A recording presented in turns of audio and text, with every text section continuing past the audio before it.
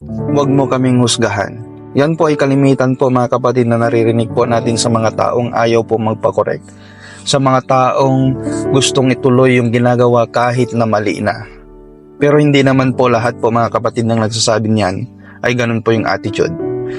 Meron po tayong dalawang dahilan kung bakit minsan ayaw po nating magpakorek or ayaw po natin mga kapatid na magpa-rebuke.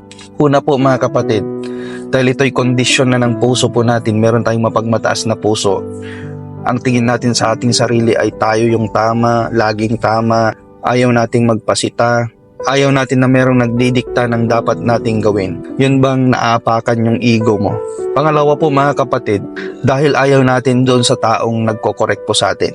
Dahil ang tingin natin sa taong nagko-correct po sa atin ay hindi karapat-dapat, mas maayos naman yung buhay natin kaysa sa kanila.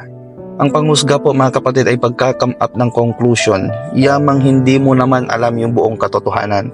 Example po, nakakita ka ng batang babae na naglalakad, nakita mong buntis, nag-come up ka ng conclusion ang sabi mo, aba malandi tong babaeng ito kabata-bata buntis na. Eh hindi mo pa alam kapatid kung ano yung background niya, bakit nangyari yon, baka inabuso lang siya kaya siya buntis. So yan po ay panghusga po mga kapatid. Isa pang halimbawa, naglalakad ka sa damuhan, nakakita ka ng buntot ng ahas at ang sabi mo, ang haba naman ng ahas na to 3 metro. Eh hindi mo nga nakita yung kabuuan, ang nakita mo lang buntot lang. So wag po tayong mag-come up ng conclusion po mga kapatid kapag hindi po natin alam yung buong katotohanan upang sa ganun ay maiwasan po natin yung panghusga. At sa mga kinokorek naman, tingnan naman natin kung merong basehan yung correction po sa atin mga kapatid.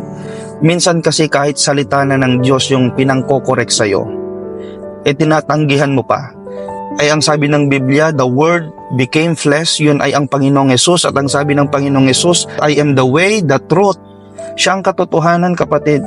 So ibig sabihin mga kapatid, ang bawat salita ng Diyos, ang Biblia ay totoo. So kapag kayan ang pinang-rebuke sa'yo, kapatid makinig ka dahil totoo yung sinasabi nila. Kalimutan mo na kung anong background ng taong nagsasabi sa'yo niyan. Kasi kahit sino, kahit gaano kasamang tao, pwedeng gamitin ng Diyos para lamang iparating sa'yo na mali yung ginagawa mo, kapatid. Kasi mahal ng Diyos ang lahat ng tao. Kaya nawa po mga kapatid sa susunod po na sabihin po natin ang huwag mo kaming husgahan. Isipin po natin ng maigi, baka naman totoo yung sinasabi ng taong nagko-correct sa'yo. Purihin po ang Diyos na buhay. Nawa po may natutunan po tayo sa bidyong ito. God bless you all.